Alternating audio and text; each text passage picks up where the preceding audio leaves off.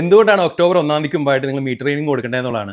അതായത് നമുക്ക് ഒക്ടോബർ 1-ാം തീയതി തൊട്ട് 10% എനർജി ബില്ലുകൾ കൂടുകയാണ്. 85% UK ഹൗസ് ഹോൾഡ്സും സ്റ്റാൻഡേർഡ് വേരിയബിൾ ടാരിഫിലാണെന്ന് പറഞ്ഞത്. അപ്പോൾ അതുകൊണ്ട് തന്നെ തീർച്ചയായിട്ടും നിങ്ങൾ മീറ്റർ റീഡിംഗ് ഒരുപാട് ഡിലേ ഇല്ലാതെ ഒക്ടോബർ മുമ്പായിട്ട്, അതായത് ഈ വീക്കിന് തന്നെ പറ്റുവാണെങ്കിൽ ചെയ്യാന്നുള്ളതാണ്. ലാസ്റ്റ് മിനിറ്റിലേക്ക് വെക്കരുത് കേട്ടോ. അതുപോലെ തന്നെ സ്മാർട്ട് മീറ്റർ ഉള്ളവർക്കാണെങ്കിൽ നമുക്ക് പ്രത്യേകിച്ച് ഒന്നും ചെയ്യേണ്ടതില്ല, അവർക്ക് ഓട്ടോമാറ്റിക്കലി റീഡിംഗ് കിട്ടിക്കോളും. നമുക്ക് എങ്ങനെ സബ്മിറ്റ് ചെയ്യാൻ നോക്കുകയാണെങ്കിൽ നമുക്ക് ഓൺലൈൻ വഴി ചെയ്യാം, ടെക്സ്റ്റ് വഴി ചെയ്യാം, മൊബൈൽ ആപ്സ് വഴി ചെയ്യാം, അല്ലെങ്കിൽ ഓട്ടോമേറ്റഡ് ഫോൺ ലൈൻസ് വഴി ചെയ്യാം കേട്ടോ. ഏറ്റവും ആക്യുറേറ്റ് ആയിട്ട് ചെയ്യാൻ പറ്റുന്നതായിരുന്നു പറഞ്ഞു കഴിഞ്ഞാൽ ഒരു ഫോട്ടോ എടുക്കുക മീറ്റർ റീഡിങ്ങിൻ്റെ, എന്നിട്ട് നമ്മൾ ആക്യുറേറ്റ് ആയിട്ട് അപ്ലോഡ് ചെയ്യുക കേട്ടോ നമ്മുടെ ഡീറ്റെയിൽസ്.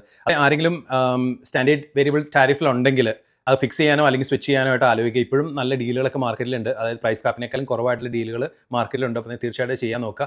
അതുപോലെ ഒക്ടോബർ 1-ാം തീയതി തൊട്ട് ഡിസംബർ 31-ാം തീയതി വരെ ഒരു ആവറേജ് നമ്മുടെ സ്റ്റാൻഡിംഗ് റേറ്റും യൂണിറ്റ് റേറ്റും എത്രയാണ്, അതിപ്പോൾ നമ്മൾ പ്രീപേയ്മെൻ്റ് ആണെങ്കിലും ഡയറക്റ്റ് ബിറ്റ് പേ ആണെങ്കിലും വൺസ് ബില്ല് കൈ കിട്ടിയിട്ട് പേ ആണെങ്കിലും വരുന്ന റേറ്റുകൾ താഴെ ഡിസ്ക്രിപ്ഷനിൽ കൊടുത്തിട്ടുണ്ട് കേട്ടോ. നിങ്ങൾ ചെക്കൗട്ട് ചെയ്യുക.